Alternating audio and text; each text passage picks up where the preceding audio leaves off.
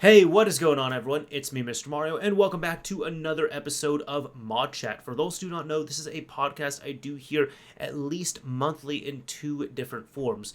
First of all, it is available in a video visual version here on the Mr. Mario 2011 YouTube, Rumble, and Odyssey channels. If you're wanting some kind of visual component, typically I might do a little bit of show and tell, but it's usually the articles and the pieces of media and news that I am covering in those. And this is available like an actual podcast, so you can take it around in a audio-only form and listen to it really wherever the hell you want to. Simply look up ModChat, all one word, on your favorite podcasting app, host, or provider, and you should hopefully be able to find it. I know it's not available on all of them, but it's available on most of them. Either way, ModChat is a series I like to do here where I come on here, I talk about some new pieces of modding news, developments just in the world of video game console modding and video game modding in general. Sometimes we do a little bit of show and tell, and it's not necessarily a news show, but if you want to grab your news from this, I'm not going to complain about that either. Now, we have a few topics here for this episode, and it's going to be a shorter episode, mind you, but they were some topics that I found pretty interesting. Surprisingly, some more Dreamcast stuff. Just that system will not die off, but also a big thing for the PS5 or PS4. You'll see what's going on. Let's just go ahead and get right into the topics. So this here was a project that I've seen a few mentions of, but this here from developer Turville, he states here on Twitter, 1.27/1.28 Grand Theft Auto Online is now playable again with saving support and more, thanks to GTA OG, a project which Logan McGee started a while ago. It's not fully released yet, but you can join the Discord and sign up for the beta test. Check out their site here. And we will check that out here in a bit, but as you can see, this is supposed to be running on not only the Xbox 360, but also PlayStation 3, I believe. And as it says, this is, I believe, the last version of Grand Theft Auto Online that was working online on the last generation of systems, or technically, well, the generation before that, so 7th generation is what I'm saying. It's a way of bringing this one back online. And with how heavily monetized Grand Theft Auto Online is these days, you have a lot of people who look towards these older updates with a whole lot of nostalgia and kind of wanting that. Kind of like something such as like WoW Classic, that you've seen a lot of demand for that. So there were a lot of unofficial servers that were popping up, really just reviving like classic WoW for people who wanted that old World of Warcraft experience. However, there is the website here for og.gtao.gg, which we can check out here, and it's just a pretty simple site where it says here, welcome to GTA OG, an authentic recreation of Rockstar services for Generation 7 versions of Grand Theft Auto 5, allowing you to play online with other Grand Theft Auto OG users on old platforms that were left for dust. So right now, at the time of recording this, there are about 2,000 players on here. You can see the Xbox 360 version is not very well populated, and I would dare to say this is because I'm going to assume here you do need a modified Xbox 360 here, a hard modded one that is capable of playing homebrew, which just factually less people are going to have and do, since that does require opening up the system, soldering, all that fun stuff here. However, with the PlayStation 3, since you can modify it using only software in current day, it is much easier to get onto a modified PS3, and that makes sense why you're seeing a large majority of the users here playing on PS3. It looks like here the 360 and PS3 are both fully supported, while as Xenia is unsupported right now, at saying Xenia's NetPlay 4 currently lacks the features needed for GTA OG to function. And what about the emulated version, RPCS3? It's partially supported, but says it's currently not possible to play jobs with others on RPCS3. The relevant issue is on RPCS3's GitHub repository, so that's cool. Now, this is a pretty simple site here, which really this is just kind of a splash and kind of a jump to get onto their Discord server here, which it says they do have guides available on that for installation. I'm assuming partially why they didn't put it here was because I'm sure these guides are going to change up a little bit as well. However, at the end here, it also says that it's not affiliated with Rockstar Games, Rockstar North, or Take-Two, and this is a non-profit project ran by passionate hobbyists that enjoy legacy games deemed discontinued by their studios. Overall, this is a cool project. This is able to bring that old Grand Theft Auto Online back to systems that it was disconnected and abandoned on. That's really awesome to see. Now, I've covered some releases and tweets from Derek Pescarella before here for the Dreamcast, and this is cool here, where he ends up stating that Dark Agent has just released their beta of the Redump to CDI utility for converting redump rips of Dreamcast CD-ROMs over to CDI.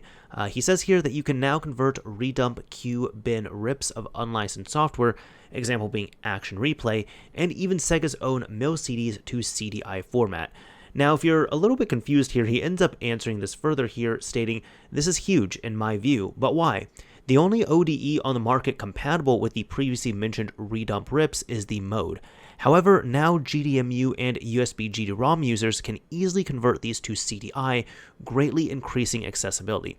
CDIs can be burned to CDR2, of course, and here it looks like we have an example of this an official mill CD which is running. This was the format where essentially it was a audio CD and it's enhanced with some extra visuals and such. This is the format that was meant to do stuff with here, but then it ended up getting repurposed for essentially piracy and such on the Dreamcast. Number 3 here, he says, just to be 100% clear, this has nothing to do with converting redump GD-ROM rips to CDI or any other format. The use cases here are mill CDs, featured in this post's video and screenshots, as well as unlicensed software. So he does have a video here showing this, which let's take a look here. He does have, let's just go back and break it down. He does have the, well, if I can pause it, that would be really great. Here we go. He has his Dreamcast taken apart. It looks like this is one of the, this looks like the GDMU, I would say. So it looks like this is a GDMU installed. He's got the micro SD card extension, essentially. So there's no disk drive installed right here. Move over to the TV. And here we have some mill CDs. So D2, for example. And let's see if he plays one of them, which I'm sure he will. So there's Space Channel 5. So we have the system kind of soft reset in a way. Let's see what happens here. We have this screen. And we're waiting. I have no doubt it will load. Here we go. All right, awesome. So this is kind of a extra version of like an enhanced CD from back in the day, except, well, it works on the Dreamcast with the mill CD format. So this is really cool.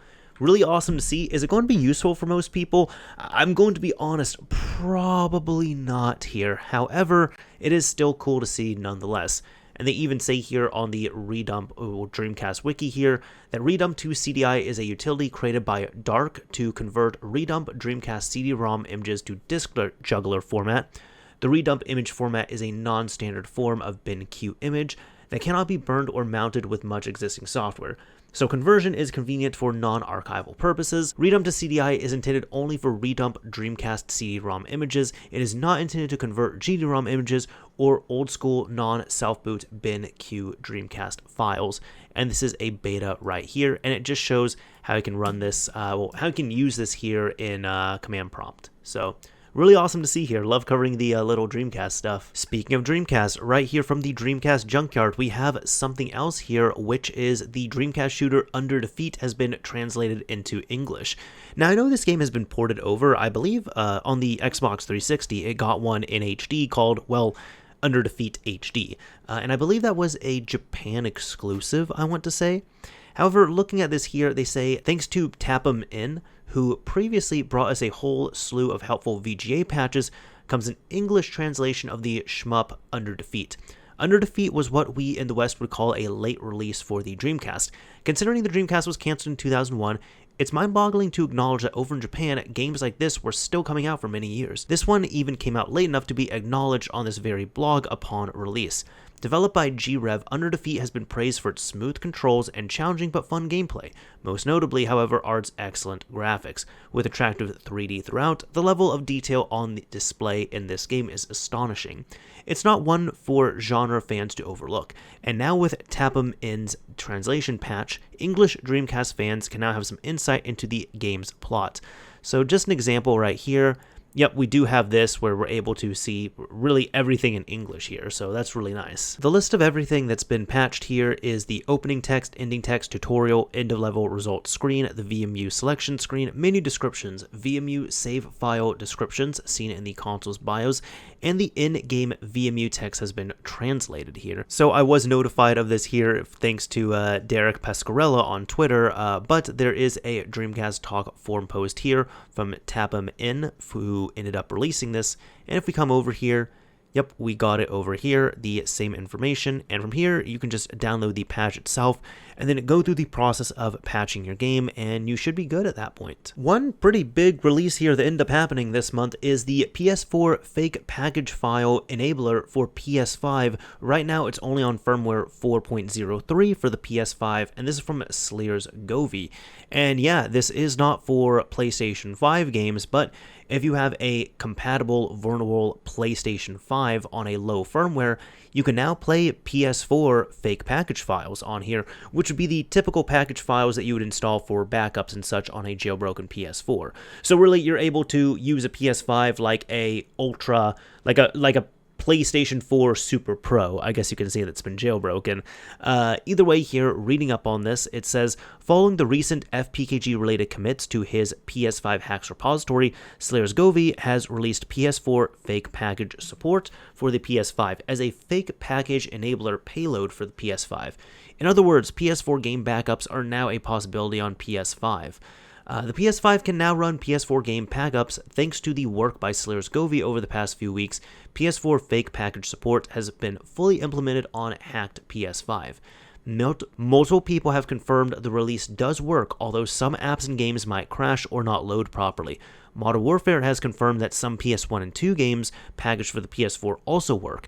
It is also worth mentioning that this release only works on 4.03 due to some hard-coded offsets specific to that firmware used in the mechanism. In regards to updating for this, if you're on a lower firmware on your PS5, they do say that most hackers are really working on 4.03, but they say for now, all 4.03 would give you is the possibility to run PS4 game backups, something that is already possible and in better conditions on a hacked PS4.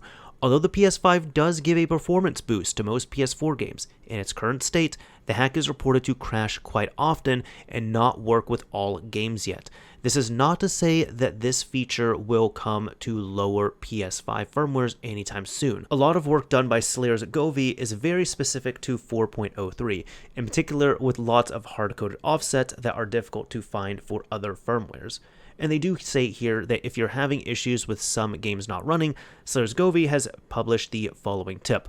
Another temporary fix for the library problem, we'll see if it's possible to integrate into the payload, not entirely sure, is to pull the app.db via FTP, open it up in a SQL editor of your choice, then you need to edit the table named table icon info and something else that's random, and in that table find the apps that you want to launch from library and set the app DRM type to 5, then upload it to the PS5 and reboot. It's also stated that this does not bypass the whitelisting but bypasses the lock because the system now thinks the app is free.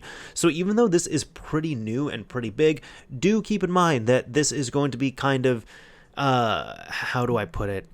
Temporary. It's going to be a little difficult right now just because it is so new. And I've been on Twitter, and there's nothing specifically I'm really citing there, but there's been a lot of activity in regards to this, and really people kind of finding out in the very early days what issues are being presented with PS4 fake packages running on the PS5, why they are bringing up those issues, how to repack them. There's a whole lot. So what I'm saying is this is exciting, this is big, but it would also be best to give it some time as well too, much like what we saw with the early days of the PS4 when it was modified and getting backup games running on there and such. But still, a pretty big jump here. So that is about it for this episode of ModChat. I hope you all enjoyed it. I hope you all got to be entertained. You got to learn something.